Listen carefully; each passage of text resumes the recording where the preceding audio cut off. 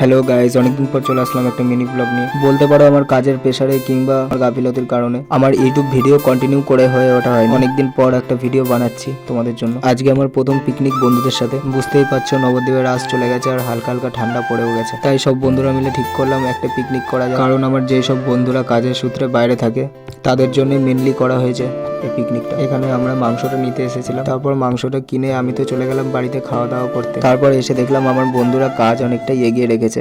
আমি মনে করি পিকনিকে খাওয়া দাওয়াটা আনন্দের না, যতটা কাজ করে বন্ধুদের সাথে যতটা আনন্দ পাওয়া যায়। তারপর এখানে কড়াইতে মাংস কষানো হচ্ছে। আমাদের যে কোনো পিকনিকে এই শুভদাই রান্না করে। আমাদের রান্নাটা প্রায় হয়েই এসেছে আর গন্ধটা শুকে মনে হচ্ছে কিন্তু রান্নাটা খুব ভালোই হয়েছে।